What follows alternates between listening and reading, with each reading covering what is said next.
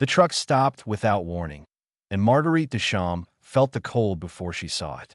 December wind cut through the canvas, covering like a blade through silk, carrying with it the smell of frozen earth and something else. Gunpowder, faint but unmistakable.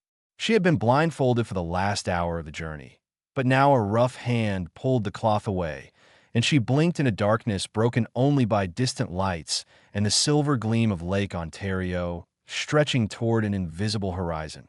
She was 24 years old. She spoke perfect Parisian French, learned from parents who had fled their homeland before the German occupation turned their village into a graveyard. 3 weeks ago, a man in a gray suit had found her at the translation office in Montreal and asked if she loved France enough to die for it. She had said yes without hesitation. Now, standing in the snow outside what appeared to be an abandoned apple orchard, she wondered if courage and foolishness were the same thing, wearing different masks, that a British officer emerged from the farmhouse ahead. He walked with a slight limp, a souvenir from the trenches of the last war, she would later learn, and his face carried the weathered patience of a man who had seen empires fall and rise again. He introduced himself only as the colonel and gestured toward the buildings scattered across the property.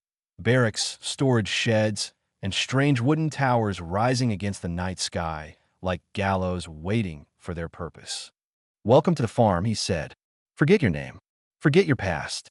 By the time you leave here, you will be someone else entirely."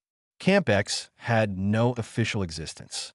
The Canadian Prime Minister himself did not know it operated on Canadian soil.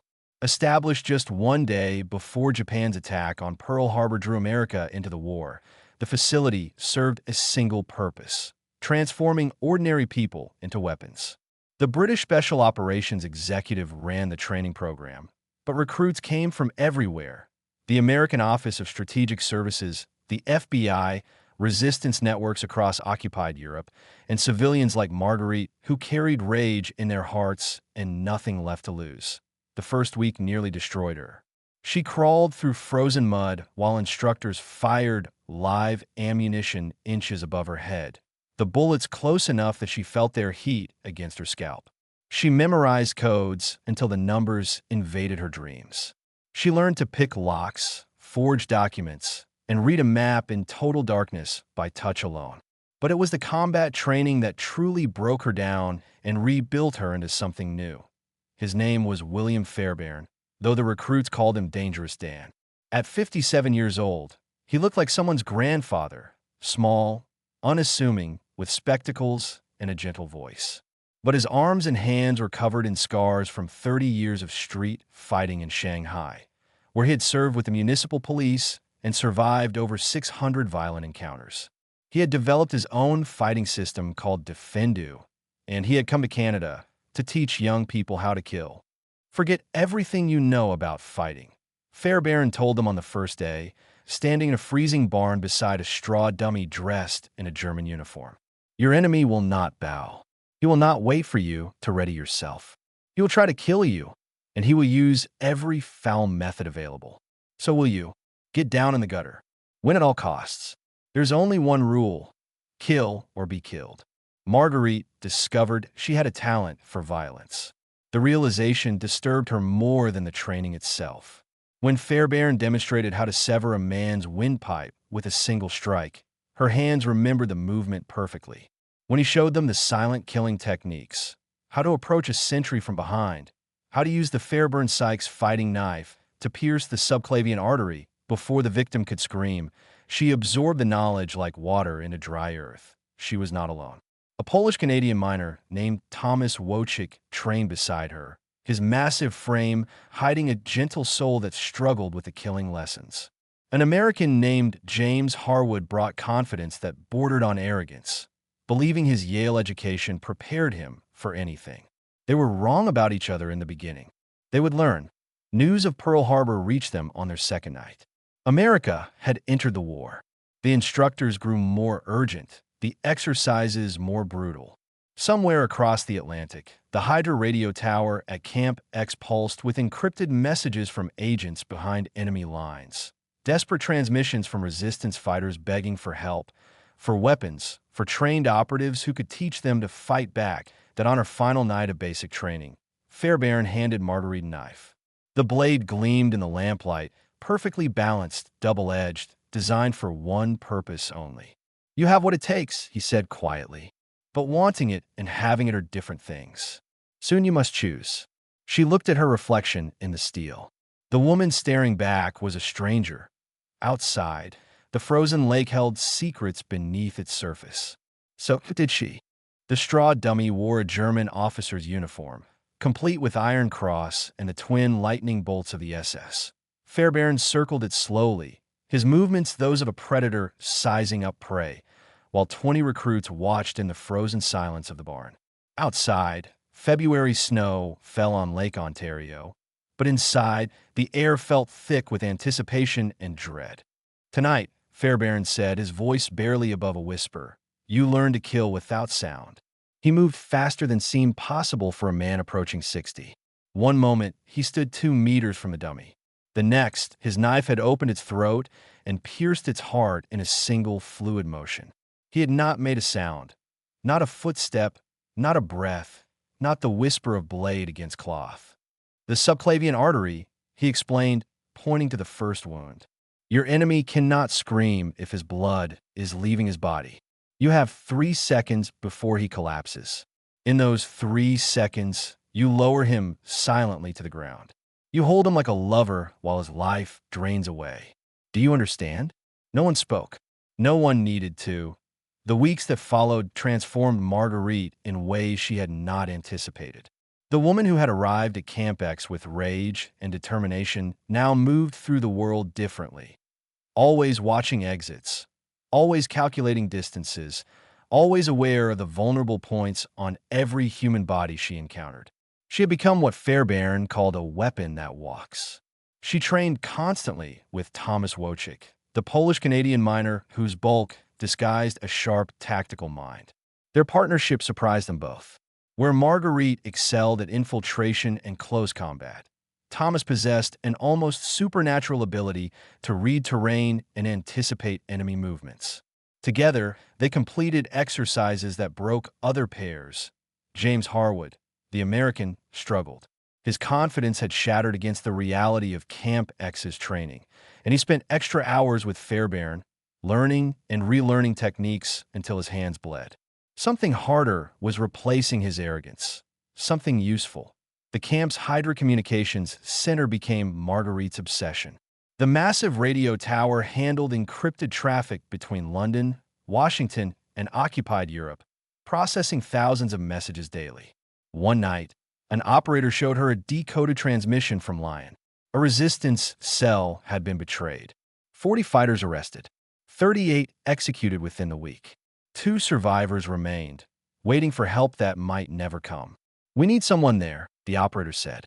"Someone who speaks French like a native." Marguerite understood. This was why she existed now. The final test came in March. Each recruit received orders to complete a simulated assassination in downtown Toronto. They would locate a target, an instructor playing a German officer, follow them without detection, and demonstrate they could make a kill, all while evading Royal Canadian Mounted Police officers who had been told only to watch for suspicious individuals. Marguerite stalked her target through the crowded streets of Chinatown. She had learned to become invisible, to adopt the posture and pace of whoever surrounded her, to let crowds flow around her like water around a stone. When she finally cornered the instructor in an alley behind a restaurant, her knife touched his throat before he knew she was there. "Excellent," he whispered. "You are ready." Thomas completed his mission differently, using his size to hide in plain sight. He appeared to be a simple laborer carrying lumber through the warehouse district, unremarkable and forgettable, until the moment he captured his target with devastating efficiency. James nearly failed. His target spotted him twice. But on his third approach, something changed. He stopped trying to be clever and became patient instead. He waited. And when his moment came, he took it cleanly. The colonel assembled them in the farmhouse that night. Maps of occupied France covered every wall, marked with symbols representing resistance networks, German positions, and targets for sabotage. The war had entered a new phase. The Allies needed soldiers who could fight from the shadows. You are no longer trainees, the colonel announced. You're operatives of the Special Operations Executive. You will be dropped behind enemy lines. Your mission is to organize resistance, conduct sabotage, and eliminate high-value targets. Some of you will not return. All of you will make a difference. He turned to Marguerite. Sparrow flies first. You leave for Scotland in 3 days. From there, a Halifax bomber takes you to France. Thomas stepped forward before she could respond. I go with her. You are not selected for this mission. I go with her, Thomas repeated, his voice carrying the weight of mountains. Bear protects Sparrow. Until the end. A long silence filled the room. Then the colonel nodded. James watched them prepare to leave. His mission would come. But for now, all he could do was remember the lessons written in blood and silence, and pray he would be worthy of them when his moment arrived. Marguerite packed her few belongings that night. The Fairburn Sykes, knife hung at her belt. Across the Atlantic, her grandmother's village waited. She was going home to a place she had never been, carrying skills she had never wanted, to fight a war that had already taken everything from her. All that remained was the killing.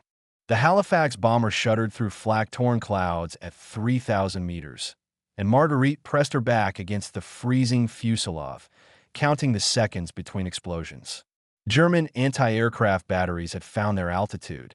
Somewhere below, searchlights swept the French countryside like the fingers of a blind giant searching for insects to crush. The dispatcher shouted something she could not hear over the engines, then tapped her shoulder and pointed toward the open hatch where darkness waited to swallow her whole. Thomas prayed beside her, rosary beads wrapped around his massive fist, lips moving silently in Polish. She had never asked about his faith, and he had never explained it. Some things existed beyond words. The red light turned green. Marguerite threw herself into the void without hesitation. The night took her, spinning her through freezing air until her parachute deployed and she began the long, silent descent toward occupied France. Below, scattered farmhouses showed no lights. The blackout was total, enforced by German soldiers who shot violators on sight. She was falling into a country of shadows. The drop went wrong immediately. Wind scattered the agents across kilometers of farmland. Thomas landed in a field as planned, but Marguerite came down in a river and nearly drowned before cutting herself free from her tangled parachute. She crawled onto the bank shivering and gasping, then lay still for 10 minutes, listening for patrols. The training at Camp X had taught her that patience was survival. She spent 2 days finding Thomas, moving only at night, hiding in barns and ditches during daylight. German vehicles rumbled past constantly. Troop transports supplied trucks, motorcycles carrying officers to unknown destinations. The occupation was everywhere, pressing down on France like a boot on a throat. When they finally reunited at a safe house in Lyon, the situation proved worse than expected. The resistance cell had been gutted. Of the 40 fighters arrested, 38 had been executed in a quarry outside the city. 2 survivors remained: Henri, an elderly baker whose hands still carried flour dust in the creases of his knuckles, and Celeste, a young widow whose husband had been shot in front of her by the Gestapo 3 months earlier. "We cannot fight," Henri said bitterly, pouring weak coffee in his darkened kitchen. "We have no weapons, no men, only anger and memories of the dead." "Anger is enough," Marguerite replied. "We will teach you the rest." She began rebuilding the network using every skill Camp X had burned into her mind. She taught Celeste how to move through crowds without attracting attention, how to identify German informants by their behavior, how to memorize routes and dead drops and emergency signals. The young widow learned quickly. Grief had sharpened her mind to a razor's edge. Thomas found his own purpose. His size made him too visible for infiltration work, but he could move heavy supplies, dig hidden caches, repair the broken infrastructure of resistance. He became the cell's foundation, while Marguerite became its blade. Intelligence filtered through the network. A German officer named Hauptmann Werner Krebs would travel through Lyon in 2 weeks. He was the man who had betrayed the original cell, feeding names and locations to the Gestapo in exchange for promotions. 38 deaths could be traced to his collaboration. Marguerite began planning his elimination, but complications emerged. Thomas discovered Henri meeting strangers in darkened alleys, men who moved like soldiers despite their civilian clothes. He followed the baker and watched him speak with members of the milice, the French collaborationist police who hunted resistance fighters with religious fervor. Henri had been compromised. Perhaps fear had broken him. Perhaps it had happened long ago. Marguerite confronted him at night in his bakery, appearing from shadows while he kneaded dough by candlelight. He did not seem surprised. "They have my grandson," Henri said quietly. "Pierre, 10 years old. They will send him to a camp if I do not help them." "What would you do?" The question hung in the flour-dusted air. Marguerite's hand rested on her knife, but she did not draw it. Fairbairn had taught her 17 ways to kill a man without sound. He had not taught her how to weigh one child's life against an entire resistance network. "I have told them nothing yet," Henri continued. "Only that new operatives arrived. They do not know where. They do not know when you strike. But they will know. Yes, tomorrow. I meet them tomorrow." Marguerite made her decision in the silence between heartbeats. She would not kill Henri. Instead, she would use him. The next morning, Henri walked to his meeting and fed the milice lies. A false target, a false timetable, a false location. While German soldiers prepared to ambush a bridge that would remain empty, Marguerite's team intercepted Hauptmann Werner Krebs on a country road. He died quickly, which was more mercy than he deserved. Henri understood he had signed his death warrant. The milice would realize the betrayal eventually. But his grandson Pierre was already crossing into Switzerland through routes Marguerite had established, carried by smugglers who owed debts to the resistance. "You could have killed me," Henri said when she came to him afterward. "Killing is easy," Marguerite replied. "Fairbairn taught me that. He also taught me something harder, knowing when not to kill." The war continued. More operations followed: railway sabotage, weapons drops, the slow bleeding of German supply lines. But somewhere in Switzerland, a boy named Pierre drew pictures of horses and dreamed of his grandfather, never knowing how close he had come to losing everything. Some victories could not be measured in bodies. The military transport touched down outside Toronto on a gray September morning in 1944, and Marguerite Deschamps stepped onto Canadian soil for the first time in over 2 years. She walked with a limp now, a bullet through her thigh during an ambush near Marseille, and a scar across her left cheek where a Gestapo officer's ring had torn her skin during an interrogation. She had survived through silence and fury. She was 26 years old and felt ancient. James Harwood waited on the tarmac. He had changed too, his easy American confidence replaced by something quieter and harder. 18 months in the Pacific, running operations against Japanese forces, had carved away everything soft. He did not smile when he saw her. "Thomas?" Marguerite asked. James shook his head. The story came in fragments during the drive to Camp X. After the Krebs assassination, Marguerite and Thomas had continued their work across southern France, training resistance fighters, sabotaging German supply lines, killing when necessary. They had become legends in certain circles, ghosts that the occupation could not catch. But ghosts can bleed. In July 1943, the Gestapo finally cornered them in a safe house in Marseille. Thomas had stayed behind to hold the stairs while Marguerite and 3 others escaped through a tunnel. She heard his gunfire continue for 10 minutes, then stop. They found out later he had killed 7 Germans before they overwhelmed him. The Gestapo interrogated him for 3 weeks. He told them nothing. When they finally shot him, his last words were a prayer in Polish, the same prayer he had spoken while falling through darkness above France. "Bear protected sparrow," Marguerite said softly. Until the end, Camp X looked the same as she remembered. The wooden towers, the frozen fields, the farmhouse where she had first learned that violence could be taught like mathematics. But everything was different now. New recruits trained in the snow, younger than she had been, their faces carrying the same mixture of determination and ignorance that she recognized from her own past. They did not know what waited for them. They could not. Colonel Roper Caldbeck met her at the gate. The limp from the Great War had worsened, and grief had added years to his weathered face. He had sent hundreds of agents into occupied Europe. Not all had returned. The weight of that knowledge lived in his eyes. "We're training them for the Pacific now," he said. "Japan does not surrender.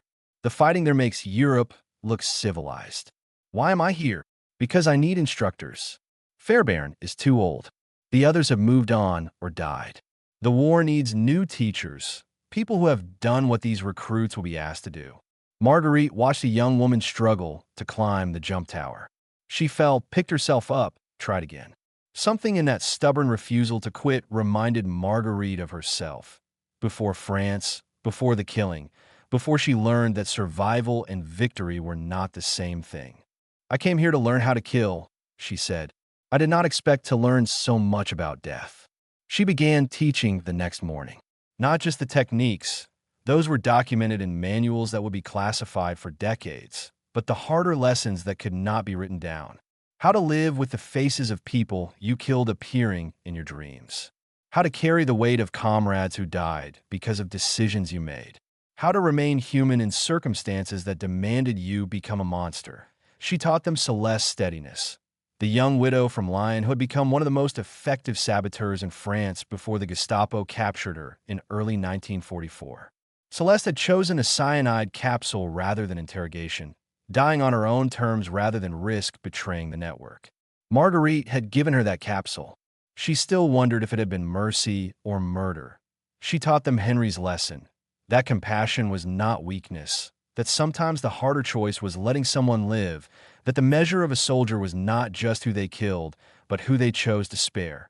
She taught them Thomas's prayer, the words in Polish that she did not fully understand but spoke anyway, hoping they carried his spirit forward into new battles. One afternoon in October, Fairbairn himself visited the camp.